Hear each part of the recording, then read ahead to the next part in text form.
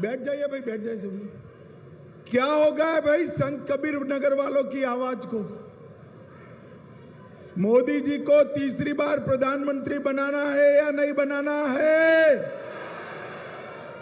400 पार करना है या नहीं करना है?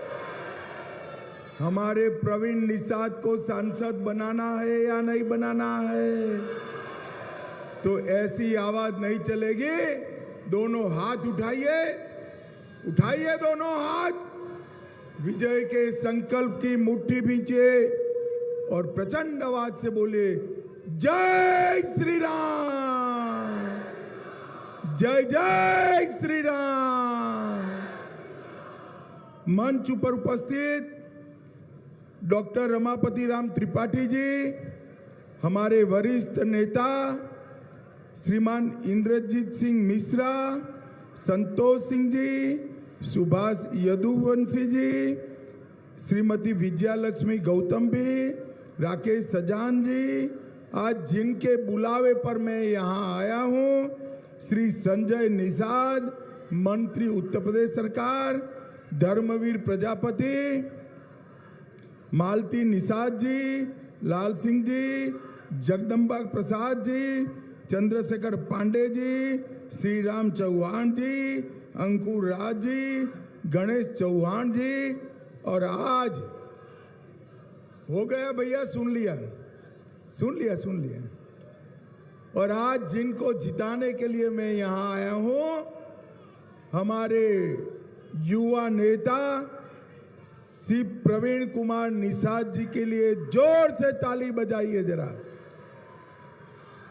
और आज संत कबीर नगर में आए हुए प्यारे भाइयों बहनों माताओं और मेरे जिगर के टुकड़े जैसे युवा मित्रों, आप सभी को नमस्कार। भाइयों बहनों, सबसे पहले आज बुद्ध पूर्णिमा का अवसर है। बुद्ध पूर्णिमा के दिन भगवान बुद्ध को प्रणाम कर कर मेरी बात की शुरुआत करना चाहता हूं। मैं संत कबीर नगर आया हूं, महान संत, अरे हो गया भैया, या तो यहां आ जाओ फिर, ठीक है? अब जिंदाबादी है, चिंता मत करो, बरोबर है? बोलो भारत माता की। महान संत कबीरदास जी, इनकी पावन धरा को भी मैं प्रणाम करता हूं। तमेश्वर नाथ धाम, समय माता मंदिर, महात्मा बुद्ध का टीला, हसेश्वर नाथ महादेव, ये सभी धर्म स्थानों को प्रणाम करता हूं। भाइयों बहनों, बखीरा में पीतल के बर्तन बहुत अच्छे बनते हैं। एक जमाने में हमारे गुजरात तक आते थे और आज योगी जी ने इसको वन डिस्ट्रिक्ट वन प्रोडक्ट में लेकर पीतल के बर्तन के उद्योग को बढ़ावा दिया है। अब भाइयों बहनों, मैं संत कबीर नगर आया हूं, तब मैं आपको 5 चरण के चुनाव हो गए हैं, इसका परिणाम क्या है मालूम है क्या? मालूम नहीं है?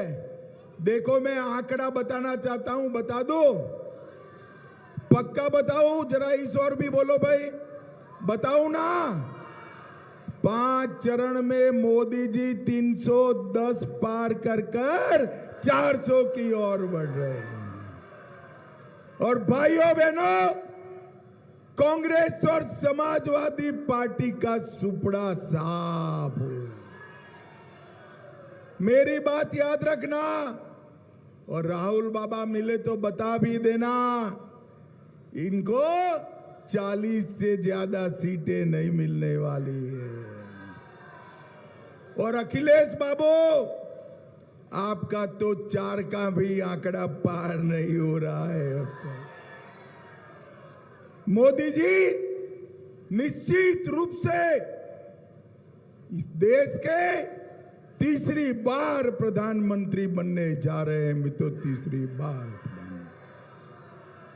और ये लड़ाई है तो कैसी है? एक और पूरा कुनबा, परिवारवादी कुनबा, इनका उद्देश्य अपने बेटे बेटियों को राजनीति में आगे बढ़ाना है। मैं आपको एक एक कर कर गिनाता हूं। लालू प्रसाद यादव, वो अपने बेटे को मुख्यमंत्री बनाना चाहते हैं। उद्धव ठाकरे अपने बेटे को मुख्यमंत्री बनाना चाहते हैं। शरद पवार जी, वो अपनी बेटी को मुख्यमंत्री बनाना चाहते हैं। स्टालिन अपने बेटे को मुख्यमंत्री बनाना चाहते हैं। ये ममता दीदी भी अपने भतीजे को मुख्यमंत्री बनाना चाहती हैं। और सोनिया जी अपने बेटे राहुल जी को प्रधानमंत्री बनाना चाहते हैं। अब भाइयों बहनों, मुझे बताओ, जो बेटे बेटी भतीजों के लिए काम करेगा, वो संत कबीर नगर वालों के लिए काम कर सकता है क्या? जोर से बोलो, कर सकता है?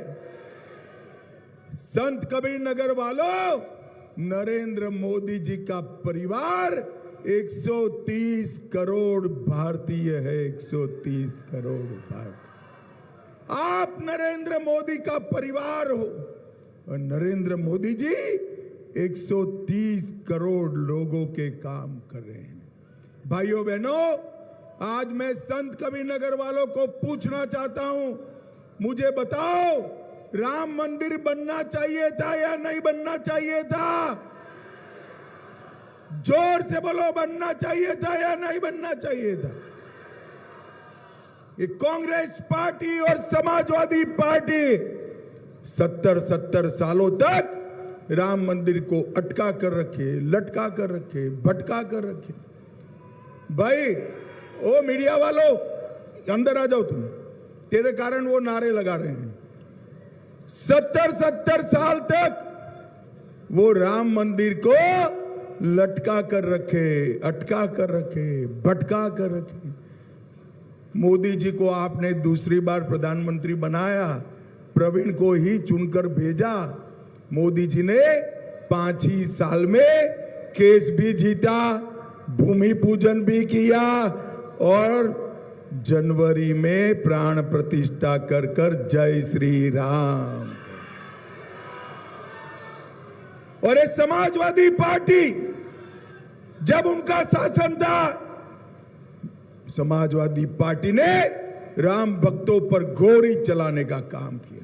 सैकड़ों कार सेवकों को सीधी गोली से भून दिया गया।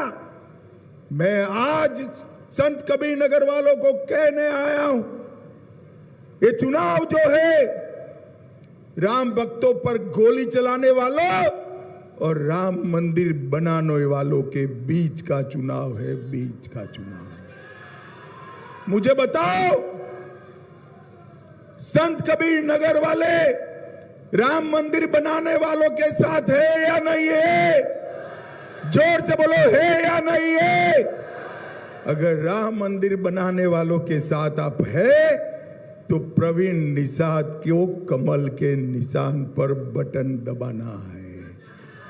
प्रवीण निषाद के कमल निशान पर जो बटन दबेगा, वो वोट सीधा नरेंद्र मोदी को ट्रांसफर हो जाएगा। भाई, सीधा।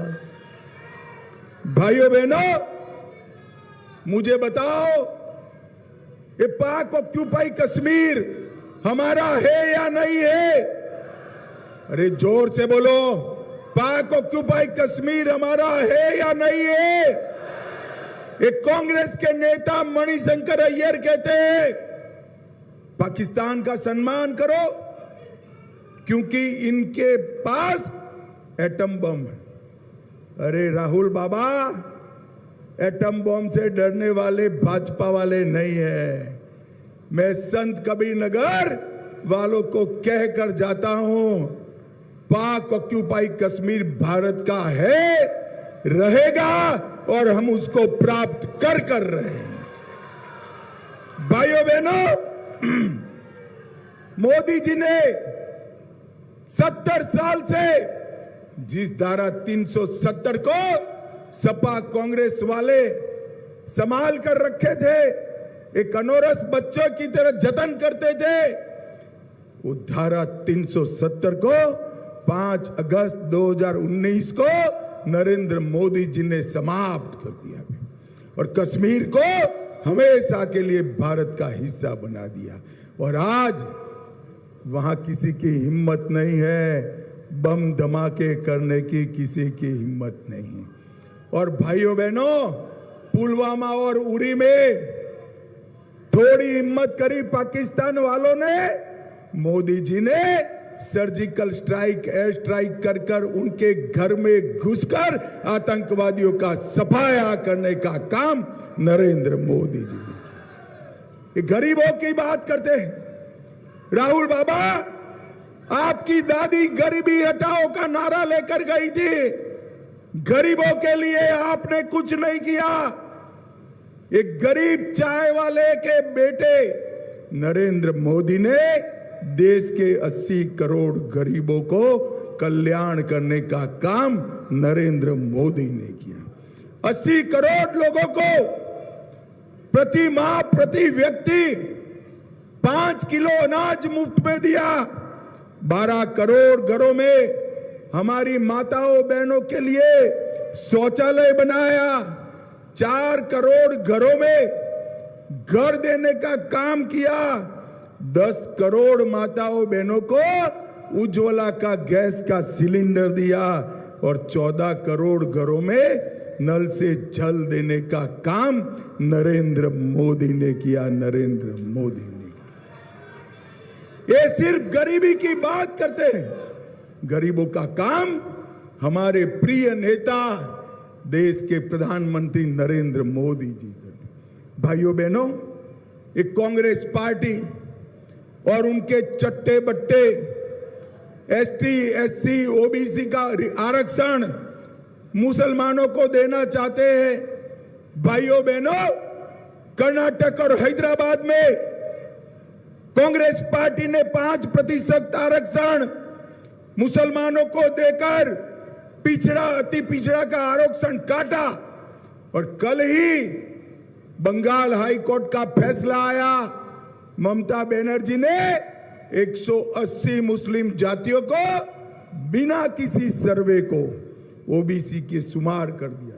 2010 से 24 तक की सारी आरक्षण की व्यवस्था को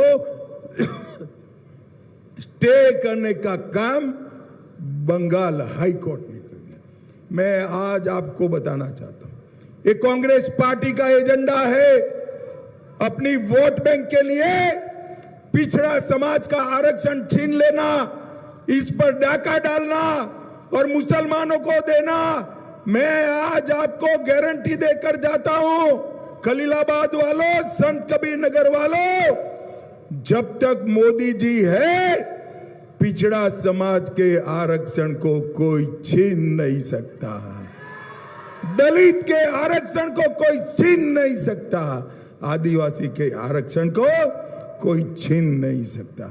भाइयों बहनों, 1 तारीख को परिणाम है, आप सबको मालूम है या नहीं है? चुनाव है 1 तारीख को समाप्त हो जाएगा ना।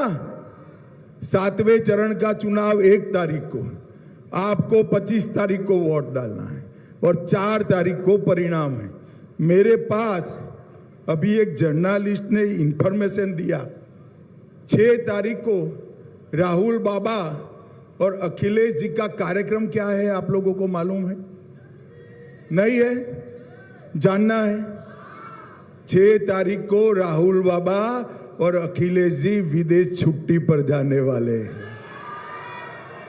इन्होंने तय कर लिया है कि हमारा तो कुछ होना नहीं है भैया, गर्मी बहुत है, चलो विदेश जाते हैं। भाइयों बहनों, ये राहुल बाबा को लगातार देखे आप, थोड़ी गर्मी बढ़ते ही हर 6 महीने में बैंकॉक, थाईलैंड, इटली चले जाते। एक और ये थाईलैंड में वैकेशन करने वाले नेता है और दूसरी ओर 23 साल से मुख्यमंत्री प्रधानमंत्री रहकर कभी भी एक दिन की छुट्टी लिए बगैर दीपावली के दिन भी सेना के साथ मिठाई खाने वाला नरेंद्र मोदी है, नरेंद्र मोदी। ये दोनों के बीच में आपको निर्णय करना है। संत कबीरनगर वालों, मुझे बताओ, कोरोना का दोनों टीका सबका लगा है या नहीं लगा है? अरे ऐसे नहीं, माताएं बहनें जरा हाथ ऊपर उठाकर बताओ, लगा है ना? किसी को चाराना भी देना पड़ा है? मोदी जी ने सामने से कॉफी पिलाकर टीका लगा दिया। और उस वक्त ये राहुल बाबा और अखिलेश जी क्या कहते थे?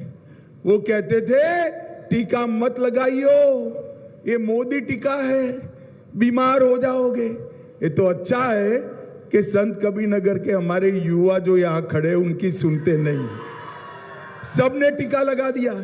जब ये दोनों ने देखा पूरे देश ने टीका लगा दिया, रात को राहुल बाबा अंधेरे में प्रियंका बहन को लेकर खुद भी टीका लगा आए। बोले अरे शर्म करो राहुल जी, अखिलेश जी, महामारी के समय इतनी ओछी राजनीति कर सकते? भाइयों बहनों, मुझे बताओ, भगवान न करे कोरोना जैसी महामारी आए तो इंडिया अलायंस वाले देश को बचा सकते हैं क्या? जरा जोर से बोलो, बचा सकते हैं? कौन बचा सकता है? जोर से बोलो, कौन बचा सकता है? भाइयों बहनों, पूरब पश्चिम उत्तर दक्षिण जहां मैं जाता हूं वहां एक ही जवाब मिलता है, मोदी मोदी मोदी मोदी मोदी मोदी। भाइयों बहनों, मुझे एक बात बताओ, समाजवादी पार्टी की सरकार थी, यहां गुंडे परेशान करते थे या नहीं करते थे? जोर से बोलो, करते थे या नहीं करते? गरीबों की जमीन कब्जाते थे या नहीं कब्जाते थे? आपने 2017 में भाजपा सरकार बनाई, भाजपा ने योगी आदित्यनाथ जी को मुख्यमंत्री बनाया। योगी जी ने सारे गुंडों को उल्टा लटका कर सीधा करने का काम योगी आदित्यनाथ। भाइयों बहनों, एक जमाने में उत्तर प्रदेश में कट्टे बनते थे, अब मोदी जी डिफेंस कॉरिडोर लेकर आए, यहां गोलियां बनती थी, अब गोले बन रहे हैं जो युद्ध में पाकिस्तान में जाकर गिरेंगे। ये उत्तर प्रदेश के अंदर बदलाव किया। भाइयों बहनों, एक जमाने में यहां पर जेब काटने का उद्योग लगता था, आज मेडिकल डिवाइस पार्क लगा है। भाइयों बहनों, ये 12 लाख करोड़ के घपले, घोटाले, भ्रष्टाचार ये इंडिया अलायंस वालों ने किया है।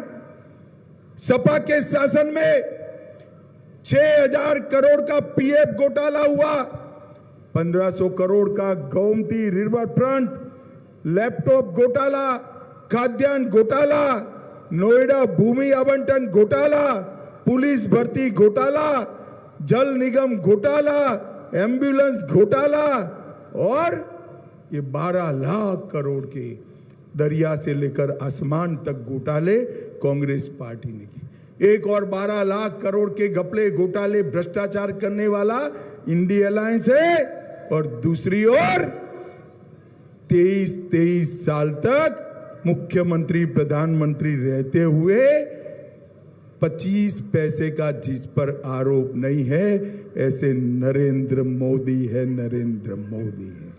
ये दोनों के बीच में आपने तय करना। इस संत कबीरनगर में हमारे पहले के सांसद स्वर्गीय शरद जी और अभी के सांसद प्रवीण निषाद ने 10 साल में ढेर सारे काम किए। ये प्रवीण देखने में सीधा साधा भोला लगता है, मगर है नहीं, झांसे में मत आना। मैं बताता हूं, जब संत कबीरनगर की डिमांड आती है ना, तो मेरे जैसे से भी लड़ लेता है आपके लिए। ग्राम सड़क योजना 580 किलोमीटर ग्रामीण रोड बनाए, खलीलाबाद विधानसभा में रेलवे अंडरपास, 5,000 करोड़ से संत कबीर नगर सिद्धार्थ नगर को जोड़ने का रास्ता प्रगति पल, संत कबीर से जुड़ी स्थली मगहर में लाइट की व्यवस्था, पानी भराव की व्यवस्था, जल भराव होता था, इसकी योजना भी अब प्रगति पर है। 68,000 गरीबों को इसने घर दिलाए। 1,33,000 बहनों को, माताएं जोर से ताली बजाइएगा, 1,33,000 माताओं को गैस का सिलेंडर दिया। 2,26,000 घरों में नल से जल पहुंचाया। 4,20,000 शौचालय बनाया। 2,30,000 किसानों को किसान सम्मान निधि दिलाई। और खलीलाबाद में बस स्टेशन, खलीलाबाद समय माता का सौंदर्यीकरण, 8 करोड़ से मेहदावल विधानसभा में 15 वार्डों में प्राथमिक विद्यालय सुधारे। निराश्रित महिलाओं को 2 लाख महिलाओं को पेंशन दिलाने का काम किया। मुझे बताओ भाई, ये अगर मेरा भाषण गांधीनगर वाले सुन ले, बैठ जाओ, कुछ नहीं है भाई, बैठ जाओ, बैठ जाओ, सारे लोग बैठ जाओ, गर्मी है, कुछ नहीं है। भाइयों बहनों, अगर ये भाषण मेरा गांधीनगर में सुन लेना तो भी मुझे लोग पूछना शुरू करें, भाई हो गया, काहे को चिल्लाते। भाइयों बहनों, आने वाले दिनों में ढेर सारे काम और करने हैं। उत्तर प्रदेश को देश का नंबर 1 प्रदेश बनाना है, वो नंबर 1 प्रदेश। और अगर ये करना है तो ये जरूरी है कि नरेंद्र मोदी जी के हाथ मजबूत करिए। अगर नरेंद्र मोदी के हाथ मजबूत करना है तो प्रवीण जी के सामने कमल का निशान है, उस पर बटन दबाना है, बटन दबाना है। भाइयों बहनों, मैं आपको विश्वास दिलाकर जाता हूं, मोदी जी को आप तीसरी बार प्रधानमंत्री बनाओ, मोदी जी देश को दुनिया में तीसरे नंबर का अर्थतंत्र भारत को बनाने का काम करेंगे।